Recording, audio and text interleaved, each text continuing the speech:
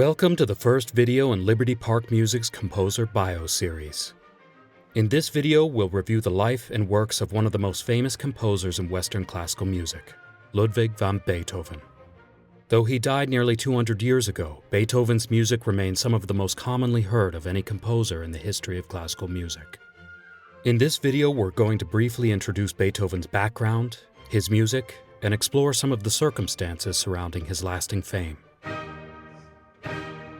Ludwig van Beethoven was born in 1770 to a musical family in the city of Bonn, in what is today the country of Germany. As with many famous musicians throughout history, Beethoven's early musical training came from members of his family. Later on, in the late 1780s, Beethoven visited the Austrian city of Vienna, where he possibly crossed paths with one of his greatest compositional influences, Wolfgang Amadeus Mozart. In 1792, Beethoven permanently relocated to Vienna to learn from another famous composer, Joseph Haydn, with whom he studied for about a year. The influence of Mozart and Haydn shows in the classical formality of Beethoven's compositions.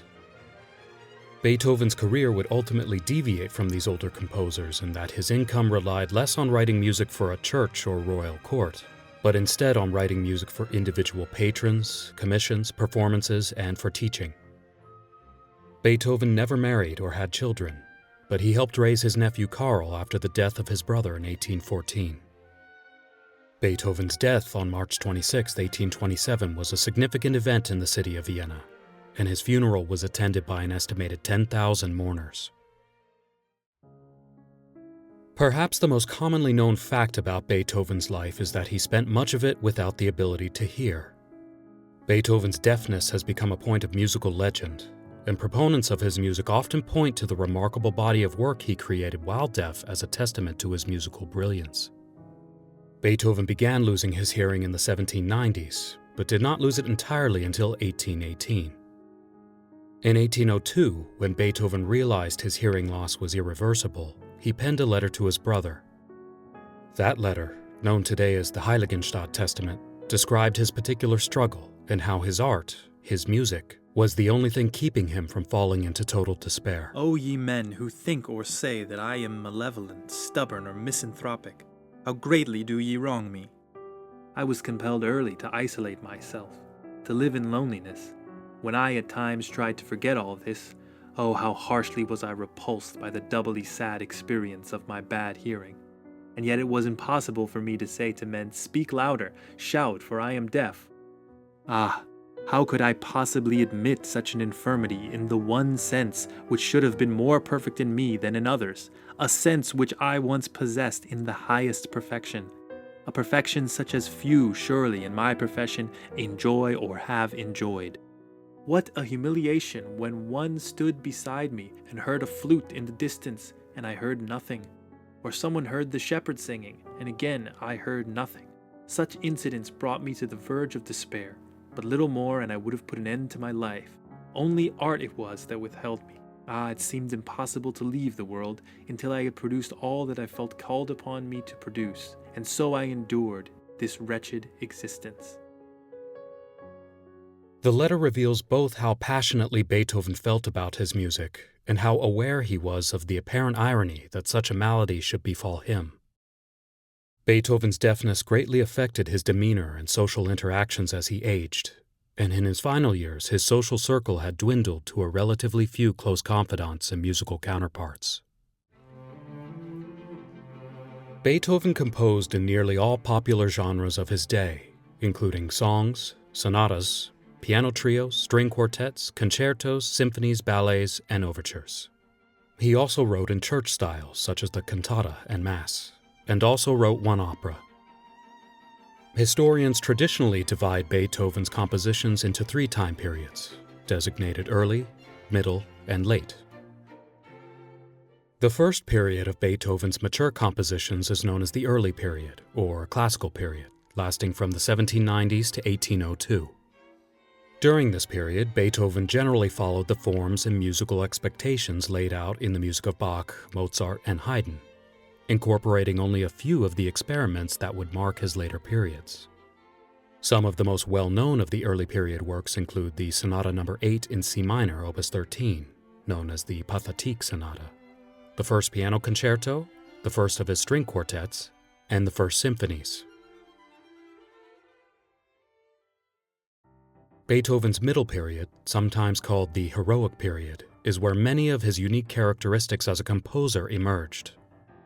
Historians traditionally mark this period as spanning from the writing of the Heiligenstadt Testament in 1802 through 1814, when Beethoven took custody of his nephew Karl. Professionally, the middle period was Beethoven's most prolific, and was the time in which the majority of his most famous compositions were composed.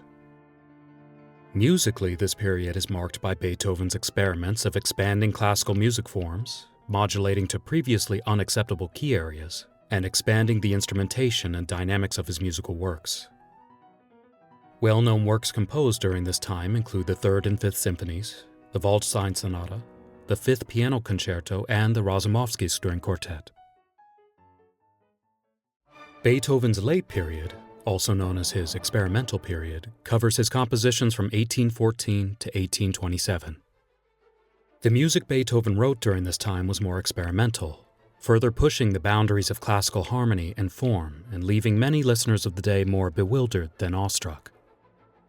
Today, the late period works are held in high esteem by connoisseurs and are often referenced as evidence of Beethoven's forward-looking sense of musical development. These works demonstrate a broad spectrum of technical and emotional diversity, ranging from highly energized passages of contrapuntal drama to beautiful and sorrowful adagios.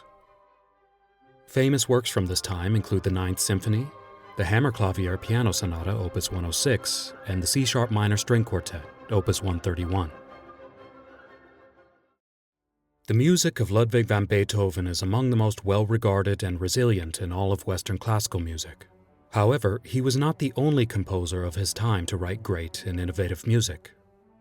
Beethoven achieved much of his fame through a combination of reverence for the quality and character of his music, and how that reverence inspired new generations of composers and audiences to return to his works for musical guidance and satisfaction.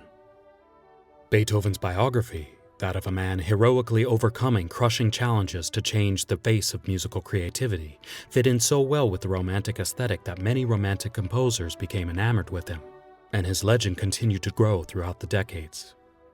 As they wrote their music critiques and histories, Romantic composers placed Beethoven at the pinnacle of their musical tradition, and constructed their own biographies as inheritors of that tradition.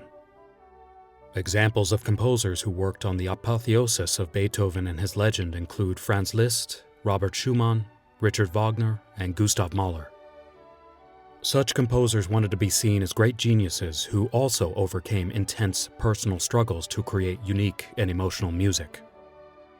While Beethoven's music undoubtedly contributed to the evolution of Western classical music, modern historians face a challenging question when considering the worshipful nature of his lineage.